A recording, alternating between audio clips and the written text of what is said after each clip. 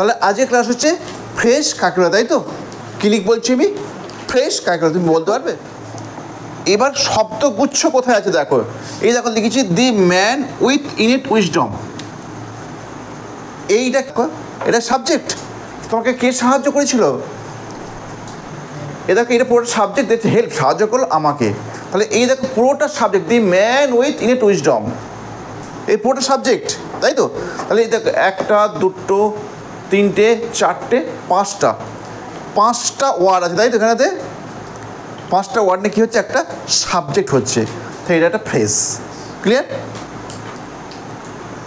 তারপরে দেখো দি বয় was sitting, বালকটা বসে আছে, কোথায় বসে আছে? In a corner of the park. এই দেখো in a corner of the park, বাগানের একটা কোণে, একটা জায়গাকে বোঝাচ্ছে, তাই তো? এ দেখো একটা দুটো তিনটে চারটে পাঁচটা ছটা, ওরে পাবে, এটা 6খানা শব্দ আছে, দেখো 6খানা ওয়ার্ড আছে। তাহলে এইটা একটা ফ্রেজ। ক্লিয়ার? ফ্রেজের বাংলা হচ্ছে শব্দগুচ্ছ। ফ্রেজের বাংলা কী বললাম? শব্দগুচ্ছ। নেক্সট দেখো দি ফার্মার ব্রোক, চাষিটা ভাঙলো, দি ওয়াল মেড অফ মাড, এই যে মেড অফ মাড, মাটির দেওয়াল। এই দেখো আবার দেখো একটা দুটো তিনটে চারটে পাঁচটা, তাহলে 5খানা ওয়ার্ড নে, সেন্টেন্স নয়, একটা ফ্রেজ গঠিত হলো। কেমন? একটা ফ্রেজ গঠিত হলো। কেমন? যখন কতগুলো শব্দ নিয়ে, ভালো করে শোনো, যখন কতগুলো শব্দ নিয়ে একটা বাক্যের আংশিক একটা বাংলা আসবে বা মানে আসবে, তখন তাকে ফ্রেজ বলবে। কেমন? শুধু যদি বলো ফ্রেজের এইটুকুই সংজ্ঞা, না না, ঠিক মানা যাবে না, ফ্রেজের সংজ্ঞাটা আরও বড় হতে পারে। কেমন?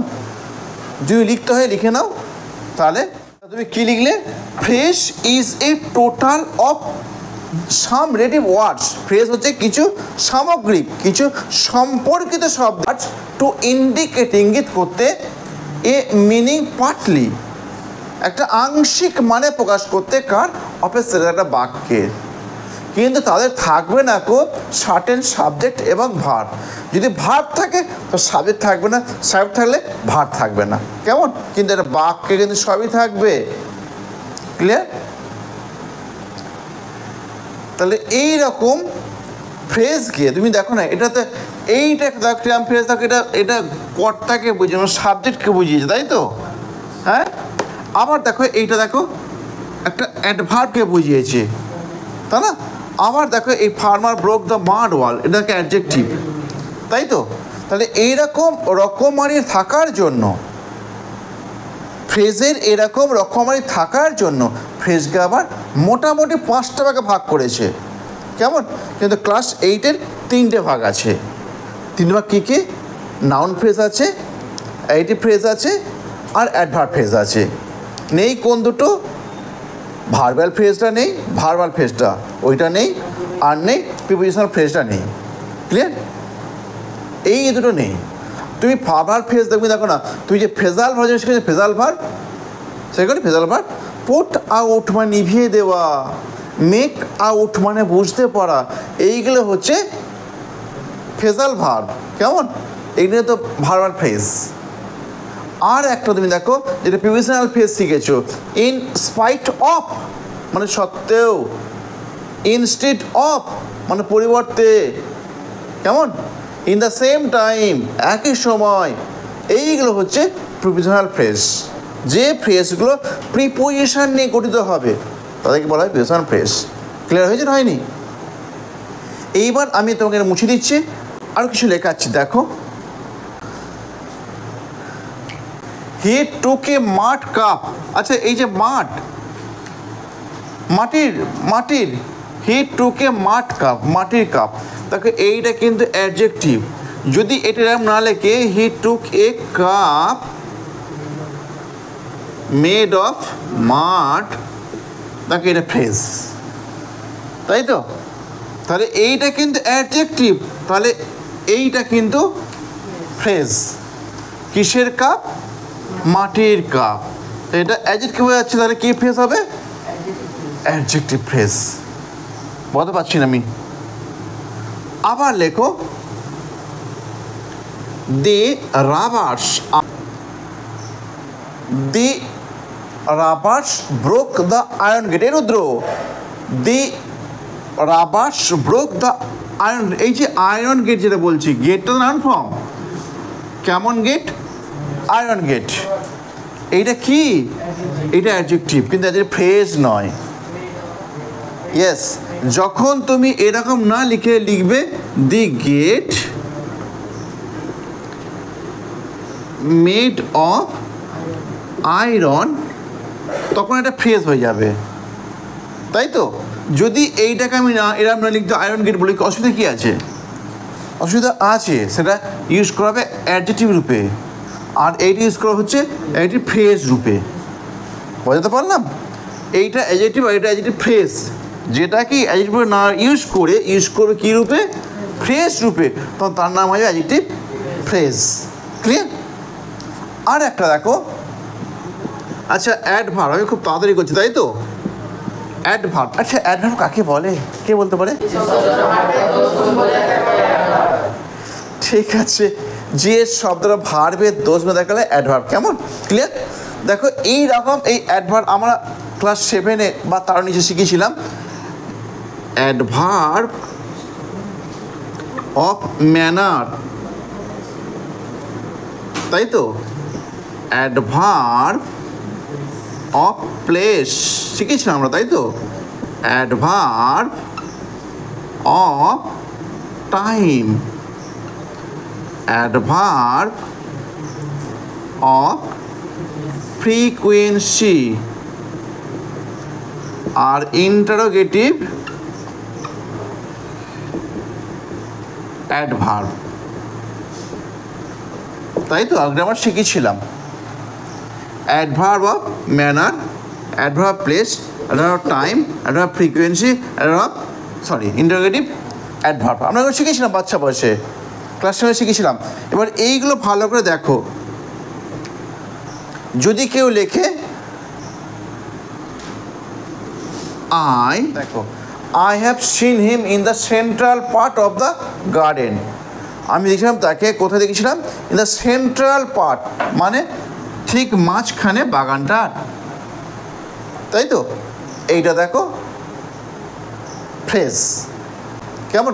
যদি তুমি এরকম লিখতে I have seen him in in যদি তুমি এরকম লিখতে I have seen him in the central garden, তো সেন্ট্রালটা অ্যাডজেক্টিভ হয়ে যেত। কেমন? বুঝতে পারলে? সরি। আর কিন্তু দেখো এইটা পুরোটা একটা অ্যাডভার্ব বোঝাচ্ছে, এটা অ্যাডভার্ব ফ্রেজ, তাই তো? আবার তার গার্ডেন, এটা কি তাহলে? প্লেস, তাহলে কী হবে? এটা অ্যাডভার্ব ফ্রেজ। কেমন? এটা হচ্ছে অ্যাডভার্ব ফ্রেজ। তারপর আবার যদি কেউ লেখে the boy speak, SPEAK speaks loudly, LOUDLY loudly.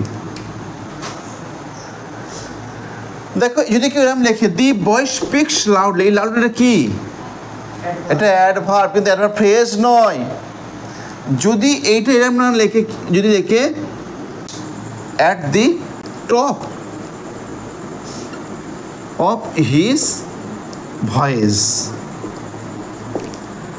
ধরো কেউ এরকম লিখলো, এই লাউড লিটার লিখলো না, তার পরিবর্তে লিখলো at the top of his voice, তার গলা সব থেকে জোরে, তার গলা যত জোরে আছে সব থেকে উচ্চস্বরে সে কথা বললো। দি বয় স্পিক্স, এটা কি? এটা কি? ফ্রেজ। তাহলে এইটা কিন্তু অ্যাডভার্ব, আর এটা অ্যাডভার্বিয়াল বা অ্যাডভার্ব ফ্রেজ। বুঝতে পারছি? তোমরা তো বাহাদুর স্টুডেন্ট আমার, আমি 2-3টে করে শেখাচ্ছি, তুমি তোমার কোনো বইয়ের হেল্প নাও, দিয়ে তুমি এক গাদা করে নাও, 2-3টা করে তুমি এক্সাম্পল বাছাই করে নাও, তাই তো? এরপরে যাচ্ছে আমি নাউন ফ্রেজটা। নাউন ফ্রেজ কেমন? আচ্ছা যদি দেখো আরে লিখলাম the boy, the boy with excellent intelligent, the boy with excellent intelligent, বালকটা খুব বেশি বুদ্ধি নিয়ে আমাকে উত্তর দিল। কেমন? বালকটা খুব বেশি বুদ্ধি নিয়ে আমাকে উত্তর। দেখো তোমার নাউন ফ্রেজেতে মূল শব্দ থাকবে, নাউন থাকবে, মূল শব্দটা হবে নাউন। এবার ওর আগে পরে বিষয়কে তো পরে কিছু ওয়ার্ড ওকে ইন্ডিকেট করবে। কেমন? আগে পরে কিছু ওয়ার্ড ওকে ইঙ্গিত করবে, তো সেটা হবে নাউন ফ্রেজ। দেখো না, মেন তো কি বালকটা, তো বালকটা কি এ নাউন, তো বালকটা কী নিয়ে বালকটা এক্সটেন্ড ইন্ডিজেন, খুব বেশি বুদ্ধি নেই, তাই এটা নাউন ফ্রেজ। কেমন? নাউন ফ্রেজ তোমার সেইটা হবে, অ্যাকচুয়ালি ওটা নাউন হবে, কিন্তু নাউনটার আগে পরে কিছু ওয়ার্ড ওকে হ্যাঁ থাকবে। তারপর দেখো I ate A packet of Kurkure. আচ্ছা দেখো এইটা পুরোটা তো এ প্যাকেট অফ কুরকুরে, যদি কেউ বলে শুধু কুরকুরে হবে না, তার মানেটা অসম্পূর্ণ থেকে যাবে। এ প্যাকেট অফ কুরকুরে এইটা একটা মানে, কেমন? তাহলে একটা কুরকুরের প্যাকেটকে বোঝাচ্ছে, তাই তো? তাহলে এটা কি নাউন ফ্রেজ। এটা একটা ফ্রেজ এবং ফ্রেজের নাম হচ্ছে নাউন, এটা নাউন ফ্রেজ। ক্লিয়ার হয়েছে?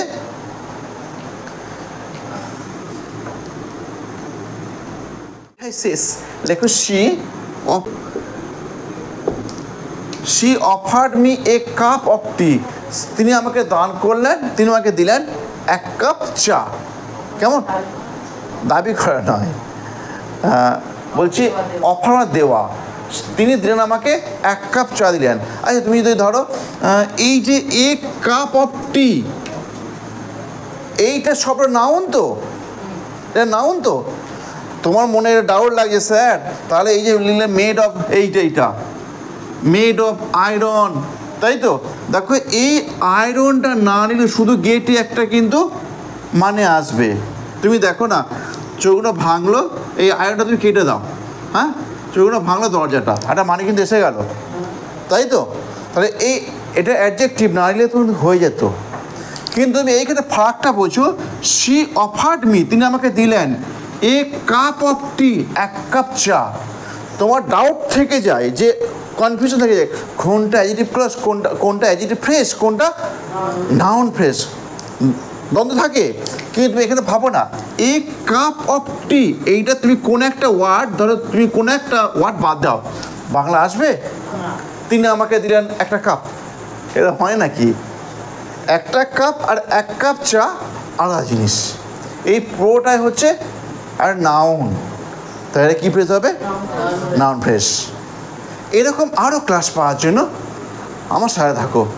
আজকে খুব তাড়াতাড়ি আমি ক্লাসটা শেষ করলাম।